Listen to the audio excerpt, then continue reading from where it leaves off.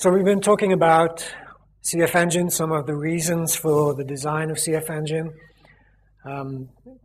this idea of solving complex business problems by designing a configuration based on the idea of promises. A promise being something stable that we can say about the system, a desired state that can be maintained and maintained over time. And we can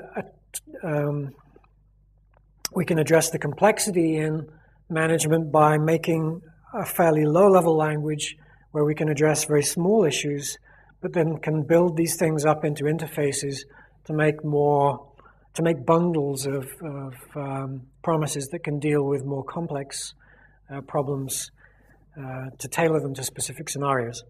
And we should be able to adapt our configuration to different environments, even environments that are changing in real time. So these are the design principles of CFEngine. And we looked a little bit at the language of promises, where promises are of type files, processes, storage, packages, and so on. And we've seen how to combine some of these things into bundles. And we've seen some of the patterns that we can use to model environments to be able to describe the kinds of environments that we really want to have to solve those complex problems.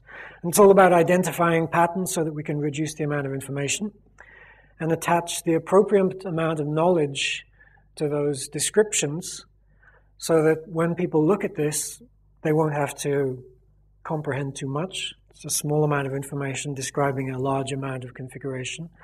But they will also see the reasons why. Why did we do these things?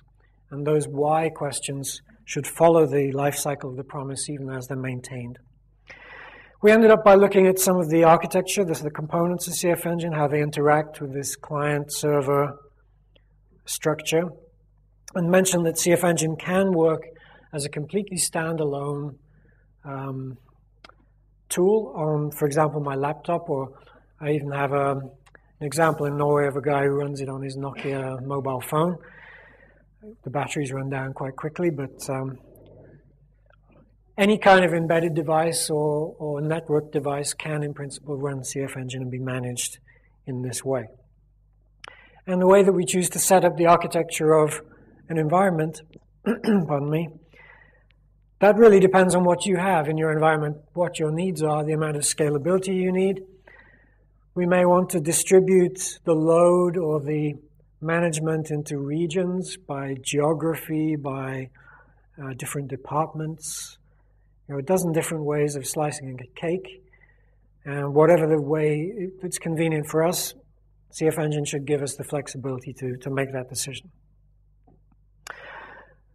So we arrive at the point where we're talking a little bit about client-server communications, and I think it's useful to go through the details of how client-server communications work, both in terms of security and in terms of configuration. So let's look at that. The model for client-server communications in CFEngine is based a little bit on SSH. There is a protocol which is built into CFEngine. It's CFEngine's own protocol. It's not SSH, and it's not FTP. It's not HTML. Unlike most of the systems today, it doesn't use web servers to communicate. It uses its own server, which is much more lightweight than a web server, tailored to the specific purpose of sharing exactly the kind of information that CFEngine needs. And it can be used encrypted or unencrypted, entirely up to you. Of course, encryption adds lots of CPU cycles to a communication.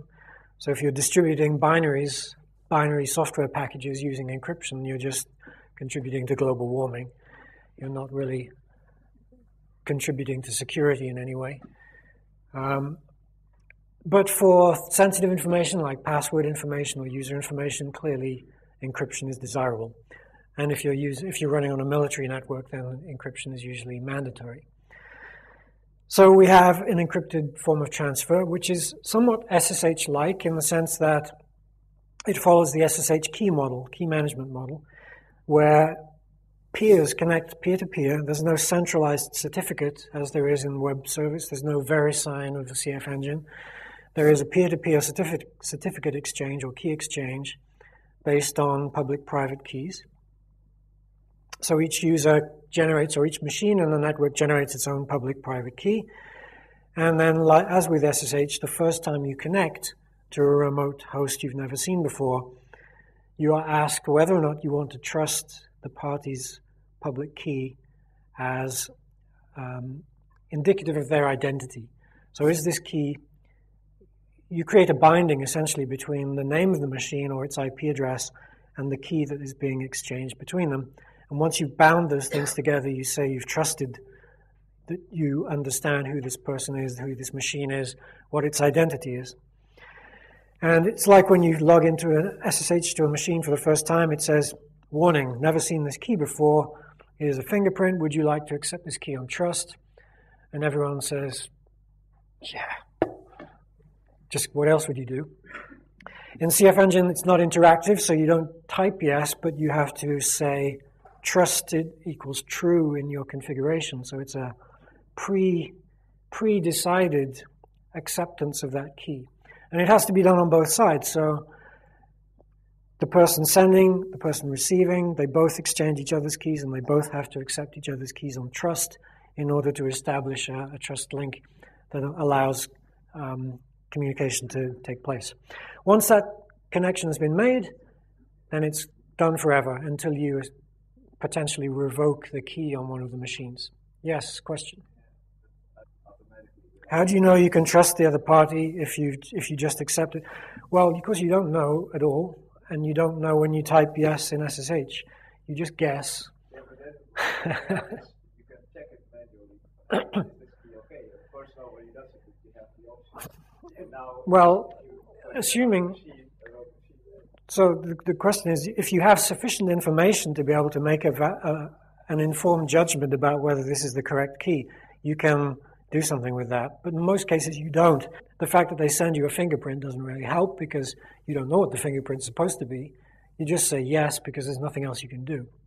And in the same way, it's a little bit like that here as well, but what I recommend to people is that you don't trust keys by default, but you arrange some sort of time window during which you exchange keys, and it becomes very, very likely that people are who they say they are by design, and that makes it very easy to do.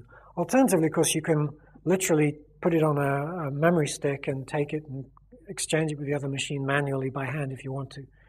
If you're in a really high security environment, you may want to do that. But we'll come back to that in a bit. The important things are that it's not a certificate model in CFEngine. It's not centralized trust because there is no central trust authority in most configuration networks. And that also means that we don't use any SSL code. Although we use the OpenSSL library for encryption, none of the SSL code for exchange of information is used, so we're not susceptible to all the SSL bugs and vulnerabilities that have been floating around the last 5-10 years. Pardon me. In the commercial versions of CFEngine Nova now, the encryption has been engineered to comply with FIPS 140-2, which is a specific choice of encryption level, which is required by the US government. So this is an important detail for those people. And the server, of course, is expected to scale up to a few hundred machines with maximal usage. So if you're really struggling or downloading quite a lot of information to the server is supposed to be able to support at least several hundred machines from a single server without any kind of load balancing that we showed before. And as I mentioned before, if you're using fairly lightweight updating, not having too many interdependencies between machines, then people have also reported being able to scale up to many thousands of machines on a single server. But everything is supposed to be very lightweight and very straightforward. There is one of these hands-on examples which you can look at in the source code if you go to the source code and the tests directory and look at this unit server copy localhost. Then I recommend trying out that example by hand to see how it works. And we're going to just run through how that example looks on the screen now. So can you see this reasonably well? It's a little bit small, but this configuration is on 2 pages like this. So on the first page, we start our configuration with the standard thing, common body, common control. These are the hard-coded promises of CFEngine. And there's always a bundle sequence to say where the agent should start. And we can also add a version number to this thing for version control or whatever. Then comes bundle agent test bundle. Test bundle is our choice, blue word, user-defined word. And we're going to have a files promise, which is going to download a remote file, or a file from a remote host. It's going to copy the file to affected object, mark, home mark temp test copy. And so it's copying from. Now we're into the body of the promise. Copy from points to a blue word, which is a user-defined template. It's in the standard library, which takes 2 arguments, which explains which server address we need to contact and the name of the directory from which we're going to copy. And we're going to copy from localhost, so this example is designed to copy using client-server communications from one machine to itself. Permissions, we point to a user-defined word called system, which is defined below. Depth search means we're going to descend into this directory and follow all subdirectories and subfiles contained within it to an infinite level. So all children of this directory will be copied in this operation. And that is the promise. So we're copying from one directory to another with all the contents underneath. Body perms system, that's the definition of this body, which you see in the body of the promise there. So this really, when you say body here, we're saying we're declaring a body part, which is part of the body of this promise here. So perms, left-hand side, points to system on the right-hand side. Here we declare a body of type perms called system, and it simply sets the mode of this file to 644. It does nothing else. We could, of course, fill this body up with lots and lots more options for setting permissions on files, but this is a simple example. The body that we're missing, apart from recurse, remote CP, we can define here. And this is what it looks like. Body copy from this time, because it's of type copy from. Remote CP is the name, and we give it two parameters, 2 arguments. These arguments translate into scalar variables that are then substituted into this template. So whereas we passed literal values, home, mark, source, and localhost, we receive these as formal parameters from and server, and then $from is the value of that server. So the source is a machine from which we're going to copy. It's a directory from which we're going to copy. And copy backup true means that when we make a copy of a file, then we'll make a backup first to the original, and then copy the file to copy the new version of the file into this file name. Purge true means that if there are any directories on the client side that are not present on the server side, they will be removed, just as purging in other remote copy utilities. The servers is a list of servers. So the first server in the list is the default server. That's the one we want to attach to. But we can have any number of failover servers after that, which CFEngine will try one after the other until it finds someone who is willing or able to send these data. So even without,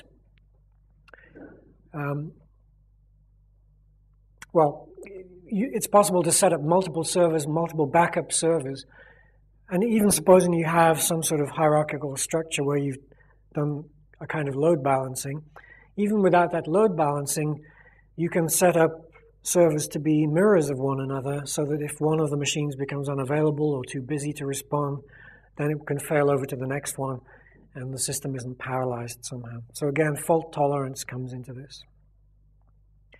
That's the client side. So the client is expecting to contact a server at remote address 127.0.0.1.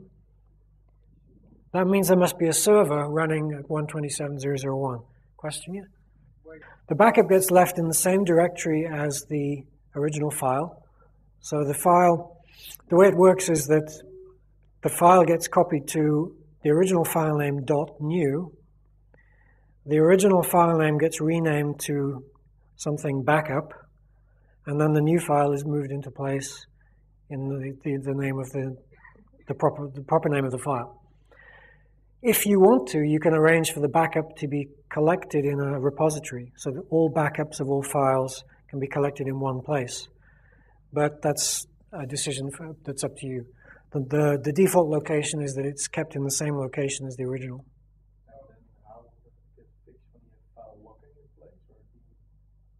How does it get fixed when there's file? When there's file logging in place. File logging in place. Locking. Then it can't make a backup, so it can't continue. So if there's file locking in place, then many things can happen. On some systems that have strong locking, like Windows, this can be a problem.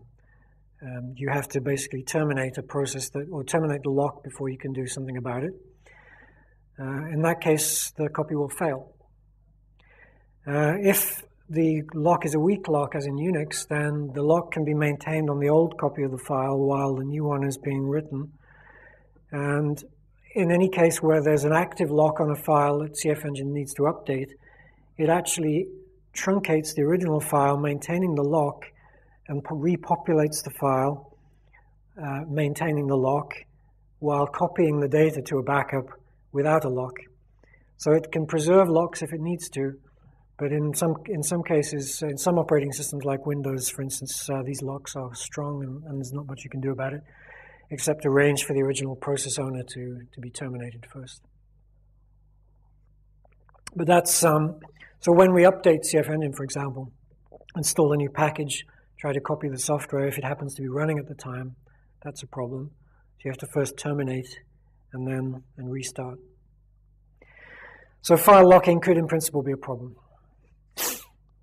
All right, but that's the client side. So we have a promise to copy from a remote server. And then in the second box on this page, we have body server control, which is now setting up some parameters for how the server's internal promises work. Here are some access control lists. We'll go through those in a moment. And then after that, there's a bundle called access rules. So bundle, server, CFEngine words, access rules, user-defined word. And access : is a new kind of promise which the server understands. So while the client understands promises like files, processes, storage, and so on, the server understands access promises. It basically only promises to grant access to clients. And the affected object is some directory that we want to share, in this case something on my laptop, home Mark laptop. And we're going to admit hosts, local host in this case, will be allowed to connect and will be allowed to download this file. So this admit list is a list of IP addresses or machine names who are allowed to download this file. Make some sort of sense? Okay. So with that in mind, let's run through some of the details and semantics behind this. Voluntary remote services. So CFEngine has this model of promises, and a promise is something that is given by self. You know, we make promises about ourselves. We can't make promises about other people because we don't control them. And it's the same with CFEngine. An agent can make a promise about its own behavior, but it cannot make a promise about any other machine. And similarly, we cannot force a machine to promise to do something that it doesn't want to do. So everything in CFEngine should be understood as voluntary cooperation. The machine must voluntarily agree to share its data. The machine must voluntarily agree to download data. These things cannot be forced. So we cannot tell the agent on a machine what to do by remote control. There is no central management in that sense. It's entirely up to whatever the owner of that machine has decided about its policy, what will take place on that machine. The best we can do in terms of centralized management is to suggest that there is a new version of the policy available by publishing it freely available to everyone. And then the client machines can inspect this central location and see, aha, this version of the policy is newer than the one that I have, so I'm just going to download a new one. And then there's already some trust relationship between these two. They're trusting that the source of that information, of course, is okay, that they are willing to just take these promises on trust and execute them accordingly. So you've already set up some kind of trust relationship when you do that. We can also use the run agent, CF run agent, to ask CFEngine to run its current policy straight away. So if you just go back to this picture here, you see that the run agent on one machine can connect to the server daemon on another machine and say to it, hey, I know I can't send you any information, but I'm telling you there's a new version of the policy, or I'm suggesting to you that it might be a good idea to run your configuration right now because something new has happened. So it can send a signal to here, and then the CF server can talk to the agent on the same machine and run it. That allows you to simulate a push by signaling the availability of a change. The server decides whether or not it wants to respond to that request. If it does respond, it will run its agent with the policy it already has. It doesn't receive any new information. It just runs the policy it already has. And by running that policy, it already contains a promise to look for new updates from this other machine. So you're giving it the opportunity to voluntarily download a new version of the software or policy or whatever it is that you're updating. So it's merely a signal. We send a signal, but at the end of the day, it's always possible for the owner of the machine to say, no, I don't want to I don't want to download new versions of this thing. You send me an update, fine, or you send me a signal to say that there's an update, but I'm not going to do anything about it. I've decided I don't want to talk to you anymore. That's perfectly acceptable.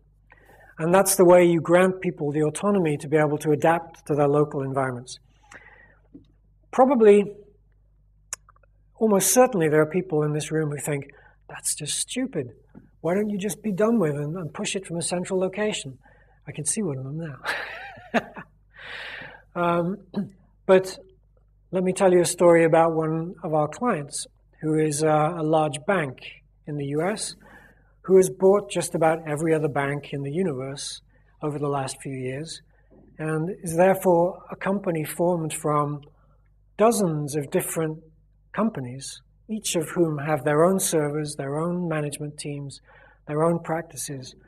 And in no possible way in 100 years would they ever be able to agree on how to do things in one common standard with one central location, one central server. And they spend 2 years discussing whether or not this is possible, and eventually invite me to give a talk. And of course, because I don't believe that, I say, don't do that. Just get on with your individual teams, let them have the local autonomy they need to do their jobs, federated management, just make cooperation easy between them. And they say, why didn't we think of that? And 2 years later, that's what they're doing. In these huge companies, vast numbers of machines, many teams, different cultures, it's a human problem. Culture is a human problem. Don't try to solve it with a machine solution. Don't try to steamroller people into compliance. Just let people get on with their lives and their jobs the way they need to. People know best in their local environments what their needs and requirements are, so don't try to steamroller them, let them get on with it. And then simply create a framework which allows them to do that and work together. If there's some harmonization of these policies that's required, perhaps there are corporate standards to be obeyed or military standards to be obeyed for that matter, Great. Then you can negotiate those things over time and harmonize the policy at the level of definition, at the human level. There's no need to create a machine solution to do that steamroller compliance thing. And that is the freedom that CFEngine gives you to be able to manage systems in this way. So, the tool or the technology that allows you to do this is, of course, public-private keys. And public-private keys are owned by the individual, and then they're shared and trust is granted to them accordingly. So the way to run CFEngine in an environment is to have every system run the server. We don't just run the server on certain servers. Every machine is a client and a server, which in principle can cooperate with any other machine. It's a very lightweight process, so it's not like you're running hundreds of megabytes. It's not like running Apache even. It's a very, very small, just a few megabytes to run this server. And it's not a security risk because the default behavior is that no access is granted to anything by anybody. Because it's impossible by design to force information onto an agent, it's almost therefore impossible by design to construct sort of a buffer overflow attack, because you're just not allowed to send data to the client. So by design, it's very securely constructed and quite safe to run. So unless we actually grant some sort of access rule that says that everybody can be allowed access to everything, we're not really in too much danger of doing something silly by running a server everywhere. And that just makes it very flexible. Everyone's running a server, so everyone can play a role in the network sharing information. We require this key exchange, this SSH key exchange for authentication. And that means you have to run the CF key program first. And the security model is supervised key exchange as in SSH. So instead of typing yes, we say trust key is true on both the server and the client side. And the access control is then based on the IP address and machine identity of the clients.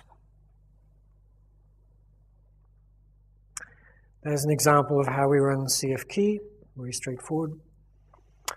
And so we come to how we set up the server. Server is set up using bundles of promises, like everything else. Everything is promises in CFEngine. So we start out by developing access rules. Who will be allowed to connect to the server? And there are various levels here.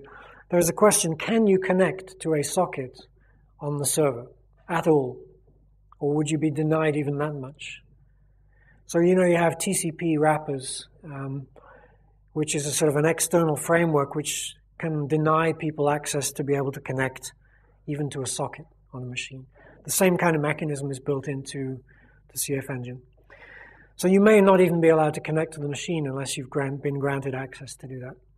And then, of course, having been allowed to connect, you may be granted the right to exchange keys. Having been granted the right to exchange keys, you may be granted the right to download a file or to activate your agent to receive a signal. In each of these cases, it's all about the access control. So this is the server configuration part of CFEngine. This should say bundle. No, body server control, I'm sorry. Body server control contains a number of directives: allow connects, allow all connects, trust keys from. And these take lists of IP addresses or regular expressions that will match IP addresses and various other ways of matching IP addresses as arguments. So if we look at the first line, allow connects, we see a list that allows localhost. ::1 is localhost in IPv6. Speak if you know that. And then 10.0.1. Is a regular expression which would match networks 10.0.1 something or other. And we need the backslashes there in principle so that dot doesn't simply match any character. So if it looks like a regular expression, CFEngine will try to use a regular expression. to match. Now, allow connects says basically what TCP wrappers says, that I see a client attempting to connect to my socket. Am I willing to allow this at all? If they're in this list, yes, they will be allowed to connect to that socket. Doesn't give them the right to send any information or receive any information, but they are allowed to form a connection, a TCP connection to that socket. There is actually a separate list called allow all connections as well, and that is useful if you need to open multiple connections to the same machine from a single client.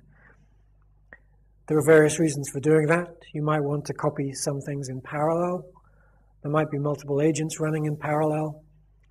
Or it might be that you're copying multiple files in rapid succession, and you have to deal with TCP close wait, fin wait state, which appears to be an active socket for a long time after it's actually closed. So the kernel would deny you access if you didn't allow this multiple connections. So if you're really trying to lock somebody down and saying you can collect this one thing and that's it, you can just put them in the allow connects list. If they're a fairly friendly user, you can put them in allow all connects as well. Trust keys from, that is that's how we will. So this is a list of IP addresses from whom we're willing to accept a public key. So normally this line in the file would probably be commented out so that nobody was trusted. Nobody had trusted key access initially. Of course, once the key has been exchanged, it's been trusted, and it doesn't matter if this line is there or not because the trust has taken place. So this is a one-off. This only affects the protocol exchange of keys in the beginning. So this is host-based security, and this is host-based security because this is just about the permission to connect to the machine. So we haven't said anything about what you can do yet. You can't do anything yet. All you can do is connect to the machine. Then, okay, so here's file-based security in bundle server access rules. Access, and now we have a file, or in this case a directory, and this is admitting access to that file also at a host level. There is actually a level of users as well, because a public key belongs to a specific user. The username or the owner of the key also comes into play and therefore may or may not be granted access according to whether or not the key has been trusted. But essentially, file-based security is made using access rules with access promises in bundle server bundles. Let's just run through what I just said systematically so we get the gist of it. The first rules in the body server common are based on these internal software promises. You can consider those to be anti-denial of service rules. We're denying people the possibility to connect to the server, not even allowed to connect unless they're in this list. That is a protection against people trying to spam the server with connections and use up all the connections and maybe deny service. So that's typical sort of first level defense against attack. If we switch on trust in this body common control for just long enough to exchange public keys with clients, then that will allow us to get as far as being able to download files, or at least ask to be able to download files. Now, exchanging keys is a nuisance, but security is a nuisance by definition. This is very much like SSH, but not terminal interactive, again. So there has to be some hands-free way of accepting keys on trust. And one way to do it is to just copy the file, stick it on a memory stick, run over to the other machine, install it, copy it into place. That's possible. But it's not a very scalable way of managing keys. So if you want to do the key exchange automatically, then you arrange for some sort of time window or you manage the circumstances in which key exchange can be safe, and then you just run this thing with trust switched on for a while until the keys have been exchanged. And then you know that you've cemented this relationship between IP address and public-private key. Things that can go wrong, the CFEngine service needs to be registered on port 5308, standard port number. If we get access denied, all kinds of things might go wrong. We may have an undefined domain name. We might have forgotten to trust the key. We may have forgotten to grant access to a file. If we don't grant access to a file, then nothing is allowed to be downloaded. The way to debug these kinds of things is to run both the client and the server with -v for verbose. And then you see a lot of logging information, a lot of details about what's going on, the reasons why rejections, security rejections are made, and so on. So that's the simple way of doing it. When you try this hands-on exercise that I mentioned, run both the client and the server in separate windows side by side with -v, and you will see step by step the protocol exchanges going on and what is taking place during the exchange. So here's the connection procedure. This is what actually happens. A client attempts to connect to the server on port 5308, which is the standard CFEngine port. The server looks at the IP address that was claimed by the machine. The client's supposed to send its IP address to the server, and the server simultaneously examines the socket, the TCP connection, and sees if those IP addresses match. Tries to look for verification of information to see if it's consistent. Based on the IP address of the socket, it then looks at these rules that are in the body server, the body common server. And it says, allow connects. If the IP address is in the allow connects, then it was allowed to connect to the port. If it's in allow all connects, it's allowed to connect multiple times. If it's in deny connects, it's immediately terminated and thrown out, and it's not allowed to do anything else. If the host is allowed to connect, if it gets past this first gatekeeper, then the server will read exactly 2048 bytes, not one byte too few, not one byte too many, and it will look for a valid hail, a valid signal from the client that this is a CFEngine client that is authorized to connect. Because it only reads this amount, it's not possible to create a buffer overflow. That's the only amount of information that will be accepted. The authentication procedure goes like this. The client sends its ID and its public key to the server. The server checks whether the public key is already known. Has it been trusted? If it's known, the host and the user who own the key, the owners of the key, are confirmed, and we can go straight to access control for the files. So the identity of the server is then assumed to be known. If the key is not known, we have to look at the trust keys form to see if we're willing to trust it. If we're willing to trust it, then we are saying, yes, we believe you. You are this person that you claim to be. And then that's recorded for the future, and that trust will then be recorded and be used in future. If the trust is not there, then the connection is immediately broken and the connection is terminated. So this is pretty standard authentication stuff. Exactly the same way that SSH works, really. A number of things are done to try to verify the ID of the user, because this is mainly host-to-host authentication. And of course, users are pretty useless between hosts, because you may not have synchronized users between hosts. So the fact that there's a user called Mark on one machine talking to a machine that has a user called Mark doesn't mean it's the same user. We have to trust these things using outside channels of information. It's the only way to do it.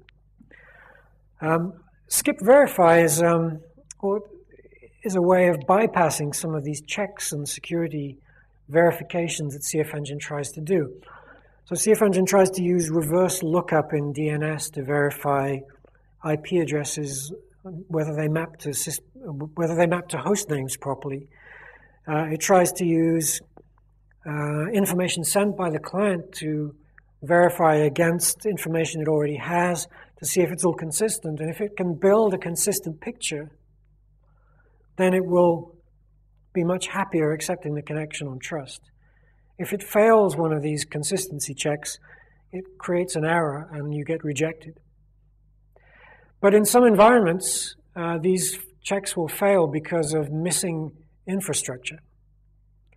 For example, if you try to run CFEngine through a network address translator, and there are people in the world who think that NAT is a technology as opposed to a bad hack to the IP problem,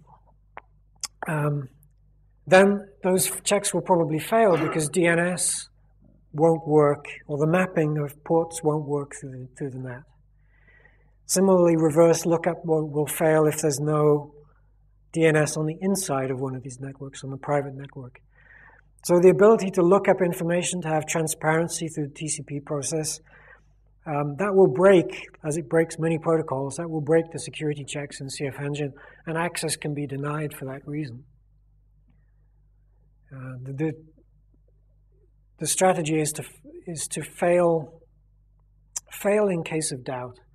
So access is denied if something is doubted. Checking user IDs is also possible once the public key has been identified, because once a key is registered, it can be registered to the user connecting to the server, and that can be stored. That's stored together with the key, so that the server you believe is the owner of this key on your machine will be stored, and then we can make another list of another access control list to allow only certain users access to certain resources. So there are many, many ways that we can try to build up a model of remote identity using public keys, using DNS, using addresses, names, and trying to cross-check these facts together.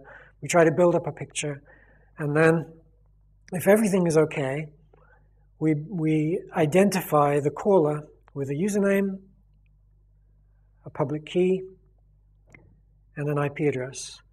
And that allows us to go to file access control and grant access to actual data. It may seem like a lot of work to not do very much, but these are the kinds of things that are part of the security model of CFEngine, which I believe has kept CFEngine safe for, 18 years. While many of these other client-server applications, even firewall applications, have had more security advisories than CFEngine's had. We've had three security advisories in 18 years. That's nothing. And it's not because we're fabulous programmers at CFEngine. It's because the model on which CFEngine is built is designed to be secure in the first place, whereas many security applications were designed as afterthoughts to existing protocols. So okay, we got as far as file access control rules. When we write our rules in the file here, let's go back to this picture. All right. So in this server part of the bundle, of course, we can always add classes in front of these promises, as we did for the agent. We can add classes in front of these things. It's tempting to believe that when we write a class there, we're saying that this rule should apply to that this rule is granting access to the host explained in the class. That's the opposite of the case. That's not the case. The class tells you in which context is this promise given. So that's telling you which server of all of your servers in the network is granting this promise, is opening for access, not is allowed access to, but is giving access to. The classes tell us on which host the rule is enforced. In other words, who is granting access, not to whom access is granted. It's very important. The syntax of the rules is that the promiser, the affected object, is the directory or file that we're sharing. It's affected in the sense that it's being granted access to, it's being revealed. And then following that, we have a list of names and addresses that are allowed to gain access to this. And there are two lists, one for admitting access and one for denying access. So the default behavior is that no one gets access to anything, but that we grant access to connect if we admit access. If we ever deny access at any point in time, then we're out. We're not allowed to connect. We're not allowed to download.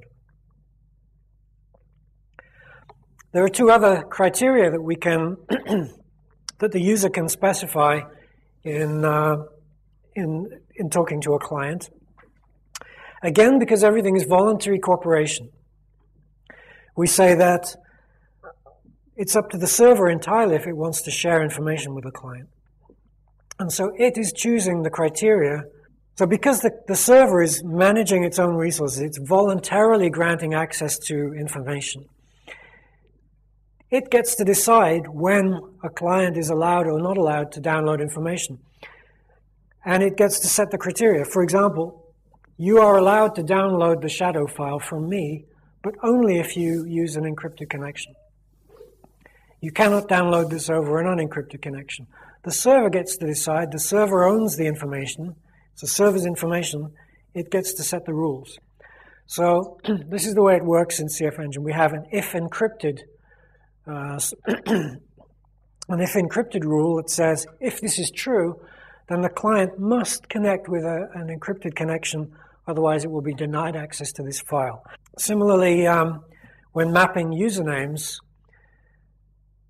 the same issue that occurs with NFS, should you map root privileges when mounting remote file systems? Should user root be granted access to non-root owned files? For example, if you need to take a backup where files are owned by multiple users, then you need to map root. You need to map root privilege to the client so that it gets access to all of the many files owned by users on the remote host. But if you don't choose to map files, then you would be denied access to those files that are owned by non-root users. So map root and if encrypted are two ways that the server can make the rules about what a client has to do in order to be able to download information from it. One thing that people trip over quite often is that symbolic links are not honored in granting access to files. If you refer to a symbolic link, for example, if you make a symbolic link temp password or /temp shadow to etc shadow, and you grant access to that, CFEngine will not honor that rule. You have to grant access to the original file, not to a symbolic link. Otherwise, anybody could create a symbolic link and bypass security mechanisms. Similar kinds of things exist in Apache, for instance, for honoring symbolic links or not in file access control. So once you get as far as these files, and assuming that you find a file that matches the file you're trying to download, it's been declared in the file, in the access rule, then it evaluates the possible cases using the most specific rule first. So there might be multiple promises addressing different directories. We may have a rule to share the directory etc, which allows access to every file in /etc. But then we may have a rule for etc shadow, for etc shadow which doesn't grant access at all. Something which doesn't grant access at all to this file. And that means, and since CFEngine takes the first rule that it has available and uses that, then the most specific rule should be placed first. So if you're trying to deny access to etc shadow or limit access to that, then the rule for that file should come before any general rule about the rest of the directory. And in that way, by following that pattern, we make sure that we don't accidentally grant access to things we didn't mean to. It's funny, the very first time I went to America in 1997, I attended a lecture about IPv6 by the IPv6, consortium or whatever it was at the time. And they were all fired up and excited about IPv6 and how it was going to revolutionize address spacing. And they'd already done lots of measurements over tunnels and all kinds of things. Fantastic. And then the next time I heard about IPv6 in America was this year.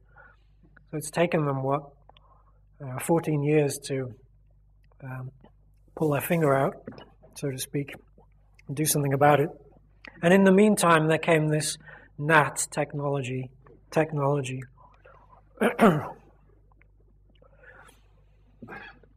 So, I think the only issue with IPv6 is that DNS records are still a little bit messed up.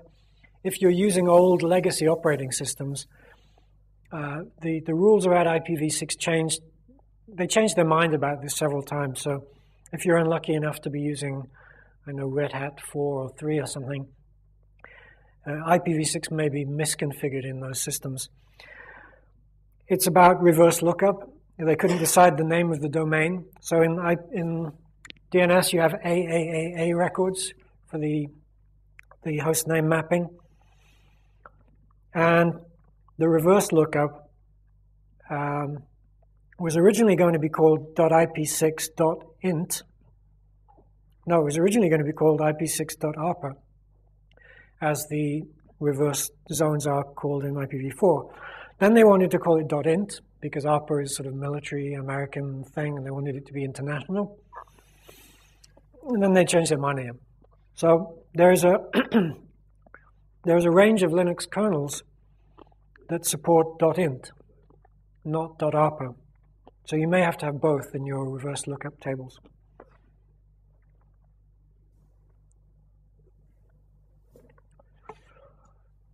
I think they also call DNS a technology, which is astounding to me sometimes when here I've stood for the past half day talking to you about letting the machine do the work, not allow humans to do pointless things with keyboards. And yet someone designs a system where you actually have to manually reverse the bytes in the address, byte by byte in the address. It's bad enough in IPv4, but to do it for IPv6, you kind of want to shoot the guy that invented this thing. What were they thinking? Scalability, of course, is the challenge that we face today. Data centers are growing as fast as they can. And we really want to find ways to spread the load, divide up the load between multiple servers, or spread the load over time so that we're not downloading everything at the same time from every host. CFEngine does this in a number of ways. A common way is by splaying or spreading out download rules over time. The splay class is one way that we can do this. I'll leave you to read about this in the manual. There's also a splay time in the exec daemon that allows CFEngine to spread, allows different hosts to start executing CFEngine at different times, spread out over time, so that they all don't try to download information or configure things, create bottlenecks or flash floods or whatever. This display class allows you to very flexibly decide exactly what criterion you want to use to share a particular time at which something will be done. So in this case, we've said that every host and IP address will be allowed to have an individually assigned time to download some information. If instead of using these variables here for host and IP address, I'd used, say, the operating system type, then I could have said that Solaris will have one time slot for downloading information, and Linux will have another time slot for downloading information. I can divide up the cake however I want. It's a common theme in CFEngine, to give you the flexibility to divide up resources in the way that is most suitable in your environment. And we don't try to place any or have any preconceptions about what is the best way to do it. We just give you the tools to allow you to figure it out yourself. So this is part of scalability, the ability to spread out resources or share resources in a good way without too much overlap, too much contention. On top of that, we can use failover servers. I already mentioned these. So if we are copying files from a remote host, then in the copy body, we simply define a list of servers to try. And if you're really smart, you can even define, using CFEngine lists, you can even randomize the order of these servers so that different combinations of machines download from different random servers at different times. Or you can say that this class of machines, this network downloads from this server and fails over to another one. Again, there's complete flexibility in the way that these things are managed. Again, for scalability. Here is an example of my friend Dan Klein wrote to use this random capability, basically flip a coin, decide which server you want to download from. He uses a random number, a random int between 1 and 100, and then he says if the random integer is greater than 50, then he's going to say the flip a coin is true. And then based on that, he has, if flip a coin is true, then he'll choose this server, and if not, he's going to choose this server. So this is, again, another way of randomly selecting a particular server to choose from. I probably wouldn't do it like this. I would probably try to make it a deterministic choice, which class of machines would download from which particular server. Because random's not a good way to choose, right? I mean, it could randomly be true that everybody ends up downloading from the same server. It's a misunderstanding of random, actually. What people really mean is that they want to have the maximum entropy. They want to spread it out as much as possible, which is a different question. Randomness and entropy are very confused concepts in computing.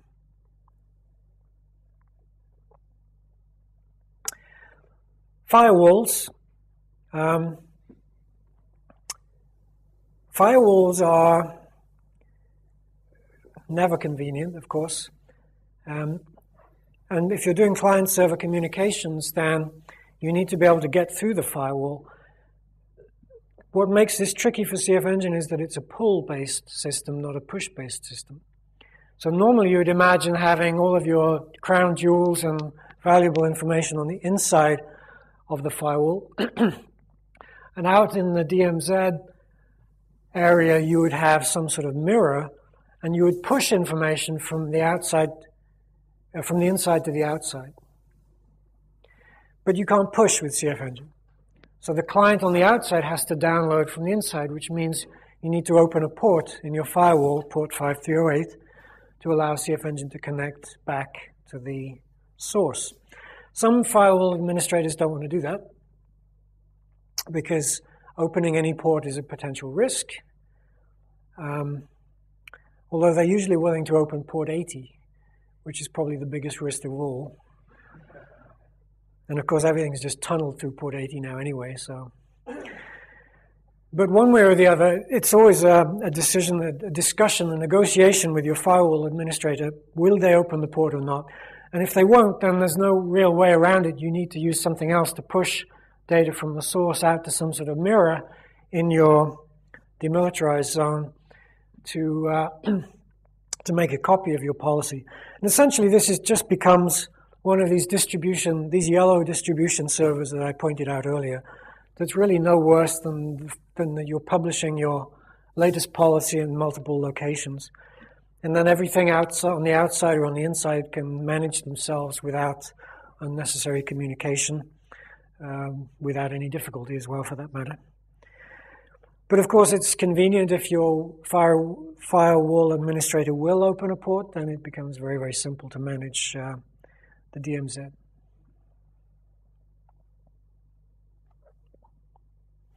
There is a section in our online documents about dealing with firewalls. Several issues occur because firewalls often have some sort of network address translation built in. we may need to use these two directives, skip verify and skip identify, on client and server side to avoid this reverse DNS lookup verification business. If we leave it switched on, you may get connection denied unnecessarily because there's no DNS service running, or machines are simply not registered.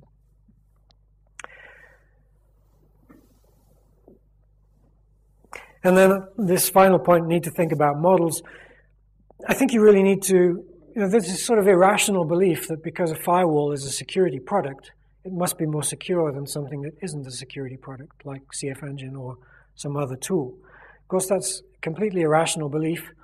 Security products have had security bugs in them, security holes in them for as long as I can remember, and that there's no particular reason to suppose that they would be more secure or less secure than something like CFEngine, which has a model which is based on security from the beginning by not allowing people the freedom to do things that are risky. So you need to question in your own mind, what is it you trust the most? It's a question of trust, ultimately. What is it you question? What is it you trust the most or question the most? Is it the firewall or is it CFEngine? Should I open a port? Should I not? Well, take a pick.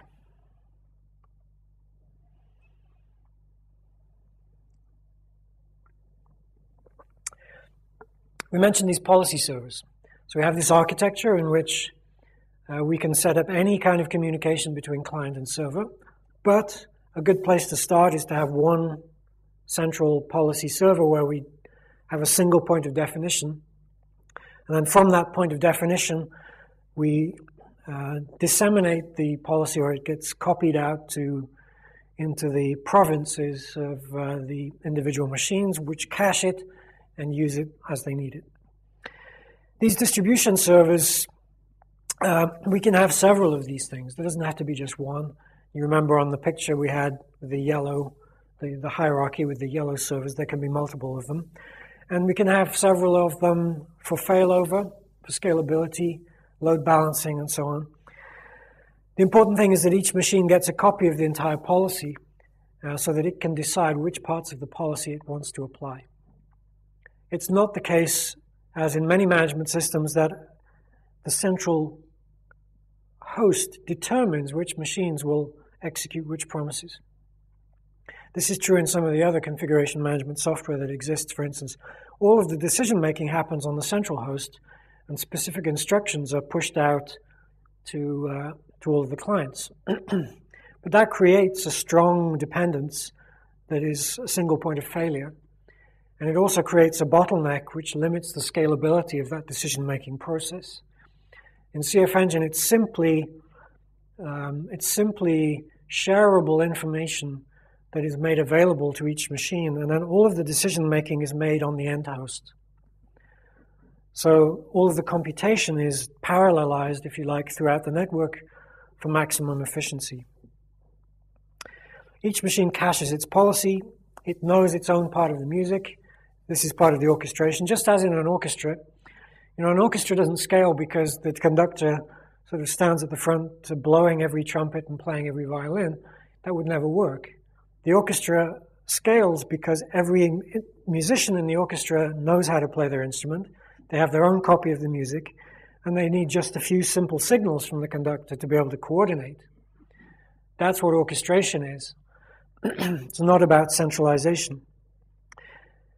The orchestra is the most decentralized thing in a sense because all of the skills are in the individual instrumentalists. So orchestration is about decentralizing, but by making available what is needed for the individual end agents to manage themselves. Outsourcing to the end nodes, if you like. All we need is one point of consistency to coordinate the whole lot. And that's the conductor. That's the conductor's role. And that's the role of the policy servers in CFEngine. It's basically a coordination role.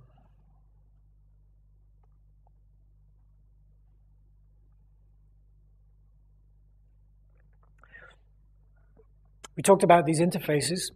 So we have these low-level tools, the promises, files, processes, storage, access now.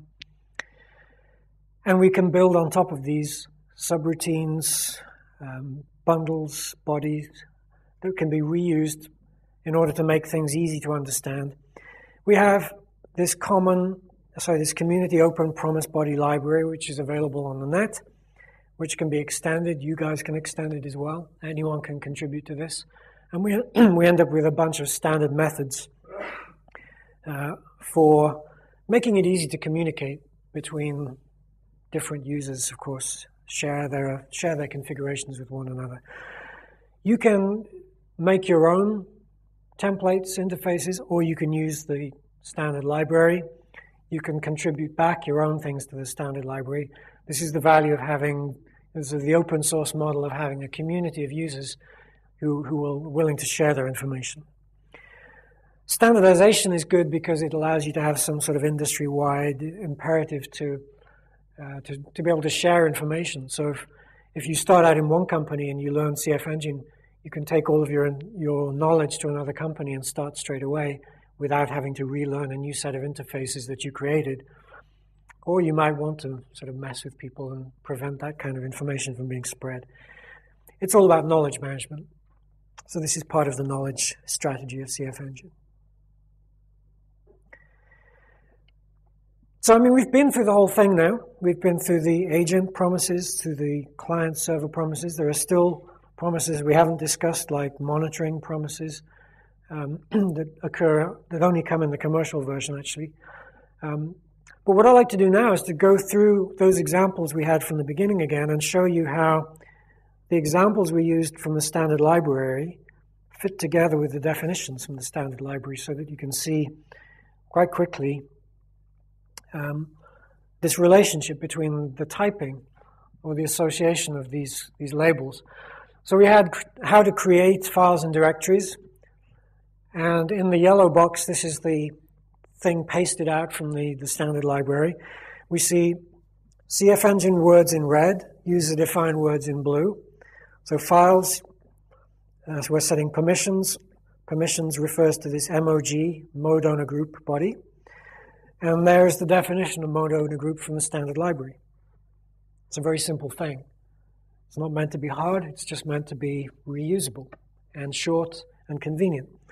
As you can see, I could have taken out these parameters and simply written 644 root wheel here and called it default or something. And that would have been an equally acceptable way of doing it. But because we want to reuse this MOG thing, and because we'd like to actually know when we look at this promise what permissions are being set, we reveal that information. We make it clear instead of hiding it. It's all about teaching skills now. Disabling rotating files. These are rename promises. So again, there are two different examples of rename promises. The bodies associated with them are, the body should be in red as well, by the way. Body rename disable. Notice that the rename in the body matches the rename in the promise. The blue names match the blue names, the parameters match the parameters, and so on. Again, very, very simple, but it gives a convenient name, a convenient interface. Yes, Eric? So the question is it possible to merge multiple of these bodies together? Yeah, you want an inheritance mechanism, right? So you want some defaults, and then you want to add stuff to the defaults. And no, that's not possible. Not the way it's designed today. And it was designed that way for the purpose of avoiding the problem of inheritance, specifically because inheritance can get you into a lot of trouble. And it complicates, it introduces a hierarchy into this, whereas this is completely flat. And the hierarchy, I think, gets you into more trouble than it solves. There's clearly the freedom to create as many of these templates as you like, so you could compose them in any way that you want with different names, making it clear what has been composed. But by not allowing multiple substitutions, if you like, or extendability in this way, you avoid the possibility of accidentally including some bits that you didn't mean to include through inheritance. In this way, you have to take responsibility for it yourself. Yeah. Yes, you do.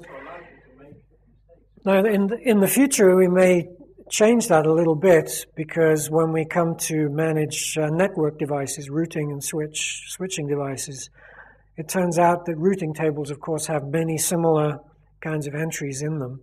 So the promises we've been able to configure using this model so far have been quite simple, quite one-dimensional in some sense.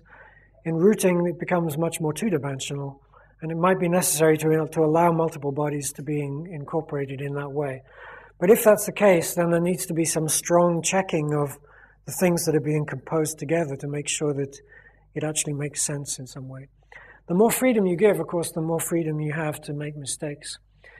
And before lunch, someone was asking me, where are all the good stories about when CFEngine made lots of mistakes and destroyed lots of machines and stuff like that? And, well, you know, of course CFEngine has never purposefully destroyed anybody's machines, but stupid people using CFEngine have occasionally destroyed machines by accident. If you have powerful tools, you can make powerful mistakes. And yes, there was the time at the university when certain people had exported all of their NFS file systems publicly open to everyone, and CFEngine went happily through all of the file systems that were mounted on this system, cross-mounted, including root partitions, changing the permissions of every file on the system, rendering all of these workstations completely useless for about 10 workstations. But that wasn't CFEngine's fault. You know, you have to be really careful. And the one thing that I learned very early on from,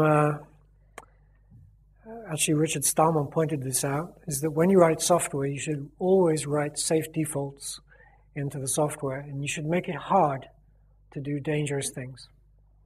You should make it hard to do dangerous things. So there's some point at which making things too easy is not a good idea. And that is, I believe that is built into the philosophy of CFEngine. We can discuss that afterwards. So here's hashing. Hashing detect all change is user-defined body. It's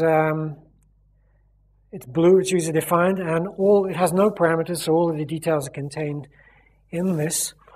And it's saying it's going to do MD5 hashing, it's going to report changes about the content, and it's going to update its database automatically when new values are created. So it will scream loudly when changes occur to the system, and then it will quieten down and accept these changes as having been given. This kind of host-based security is quite popular with people. I think it has limited value unless you're in a very secure environment where things really don't change. Because most of the changes that happen to systems are actually authorized or even accepted. For example, package updates. A lot of people switch on automatic package updates from Red Hat or SUSE or whatever. And then these changes occur, and then when they occur, these tripwire kinds of functions detect those changes and scream loudly, and you get lots and lots of noise and complaints about things which are perfectly okay. So we need to think carefully about when we use these kinds of tests and checks. Had I been working in the military, which is completely locked down and no changes are ever made without somebody pre-authorizing them, then this would be the kind of thing that would be useful there. Checking file systems, again, checking the space on the disk. This is the body that's included from the standard library, I guess. No, this isn't in the standard library, but this is a definition that we could have used. Again, volume matches volume, my check matches my check. Mounting file systems, NFS, this is one from the standard library. Again, NFS matches NFS, mount matches mount. You see the pattern between these things, how they're defined. And we can define as many of these things as we like in order to make it convenient and readable. Software package installation. This is the one where you definitely don't want to define your own bodies in order to communicate with these package managers on different operating systems which have which are shell commands basically, and they have quite complex parameters and return information in complex ways. We have to pass the output of these things and send structured input back to them. And it requires an awful lot of pattern matching and regular expression magic to make that happen. And once you've sorted these things out, you just don't want to touch them ever again. So these are all in the standard library. All right. Those were the promises that I wanted to run through.